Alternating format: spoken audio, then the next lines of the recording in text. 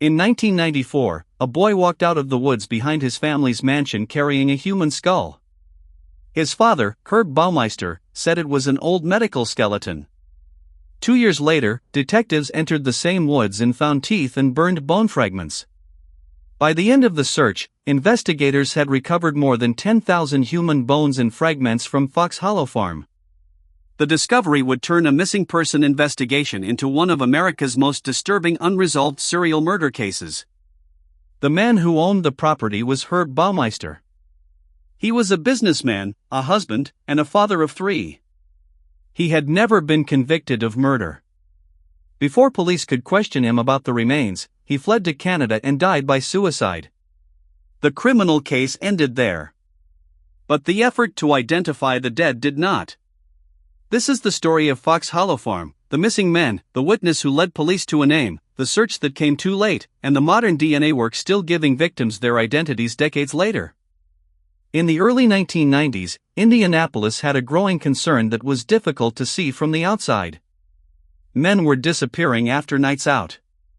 Many were connected to the city's gay bars and clubs. They were different ages and came from different backgrounds, but their disappearances formed a pattern that friends and families could not ignore. At first, there was no single scene to examine. No obvious suspect. No public figure at the center of the story. Families were left with phone calls that went unanswered, apartments that stayed dark, and the feeling that their loved ones had vanished into the city. Several families eventually hired a private investigator.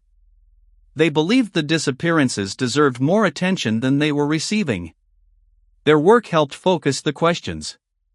If so many men had last been seen near the same small group of bars, was someone watching them there? The answer did not arrive through a dramatic confession. It began with an account from a man who had survived a frightening encounter.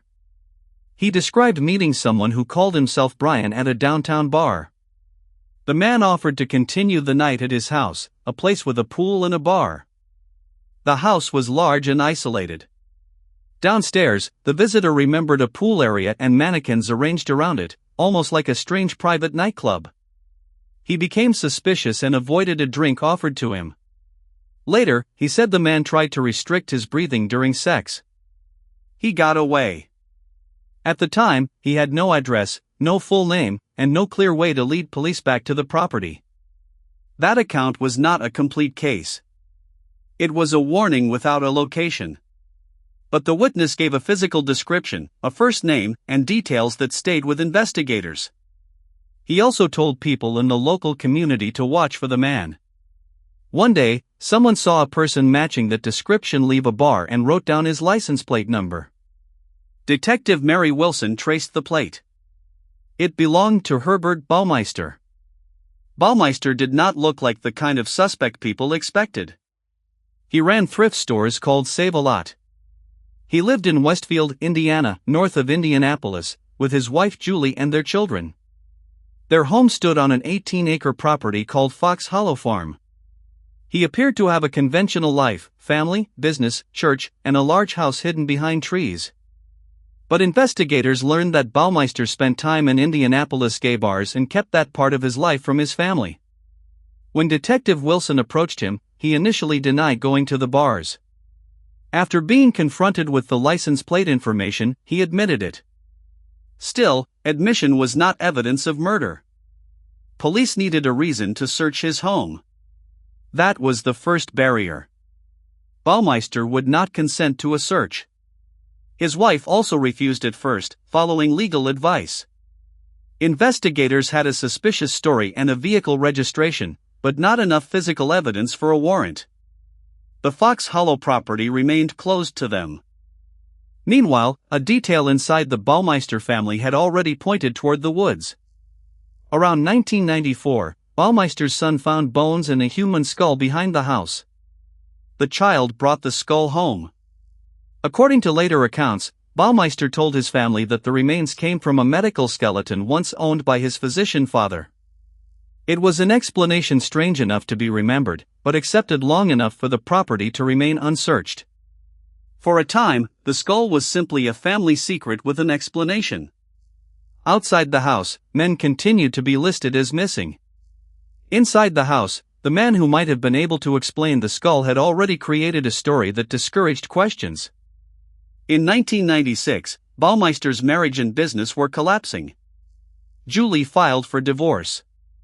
With Herb away from the property, she contacted investigators and told them what her son had found. She agreed to lead detectives into the woods behind the house. It did not take a long search. On the walk to the place where the skull had been discovered, investigators saw fragments that appeared to be bone. They found human teeth. Then they found more remains. The property was no longer just a lead in a missing person investigation. It had become a major crime scene. That evening, a judge signed the warrant detectives had been unable to obtain months earlier. The next day, law enforcement officers and forensic anthropologists began searching Fox Hollow Farm. The work was slow. The grounds were wide. The remains had been burned, broken, and scattered through the woods. Each fragment had to be located, documented, and preserved. Investigators also found items that deepened the seriousness of the scene, including hinged handcuffs and shotgun shells. But the most overwhelming discovery was the number of human remains. More than 10,000 bones and bone fragments would ultimately be recovered. The search transformed the public understanding of the case. The isolated mansion was no longer a quiet family home with a strange story from the backyard. It was a place where investigators believed multiple victims had been concealed for years. At the same time, the person at the center of the investigation was disappearing. Baumeister left Indiana before the full excavation was underway. Police prepared an arrest warrant. Then, on July 3, 1996, authorities found him in Ontario, Canada. He had died by suicide. He left behind a note about his failing marriage and business. It did not explain the bones. It did not name victims. It did not answer how many people had died on the property. Because Baumeister was dead before trial, the legal case against him never reached a courtroom. That distinction matters. He was never convicted. But investigators have said they believe he was responsible for the deaths connected to Fox Hollow Farm, and they have continued to treat the recovery of the remains as an active identification effort. The goal is not to invent a final answer where one does not exist. It is to identify the people whose lives were cut short and to state clearly what the evidence can support. The absence of a trial created a second kind of silence. In court, prosecutors would have laid out records, witnesses, timelines, and physical evidence in public. A jury would have weighed it. Families would have heard every claim challenged and tested. None of that happened here. Instead, the evidence was divided between police files, laboratory boxes, family memories, and a property that could no longer answer for itself. For investigators, that meant every detail had to be handled carefully. A suspicious account could be important without being proof. A pattern could be meaningful without answering every question. The surviving witness became one piece of the case, not the entire case. The license plate became a lead, not a verdict. The bones in the woods became the physical evidence that finally changed everything. The scale of the scene made the work difficult from the beginning. The investigators in 1996 were not arriving at one intact burial site. They were trying to recover thousands of small pieces scattered across a wooded property. Rain, soil, fire, animal activity, and time had damaged the evidence. Each fragment had to be treated as potentially belonging to someone whose family was still waiting for an answer. That is why the case did not end when the excavation ended. Recovering remains is not the same as identifying them. A name requires records, DNA, careful comparison, and often a family member willing to provide a sample. The gap between those two things became the central tragedy of Fox Hollow Farm. The first identifications came through the forensic tools available in the 1990s, including dental records. Men such as Johnny Bayer, Jeff Allen Jones, Richard Hamilton, Manuel Resendez, Stephen Hale, Alan Broussard, Roger Goodlett, and Michael Cairn were eventually identified among the remains recovered at Fox Hollow Farm. But identification was incomplete. Thousands of fragments remained in evidence boxes. Some were burned. Some were crushed. Some were no larger than a fingernail. Traditional methods could not easily connect them to a person or a family. For many relatives, there was a painful uncertainty. A missing person might be connected to the case, but no test had yet confirmed it. Years passed. The dead still had no names, and families were left to wonder whether the answer was sitting in a box in a laboratory. The Fox Hollow case also raised questions beyond the farm. In the late 1990s, investigators linked Baumeister to a separate series of murders along Interstate 70 in Indiana and Ohio. Those links remain part of the wider investigation, not a conviction. Without a trial or a confession, many details can never be settled with the certainty a courtroom would have required.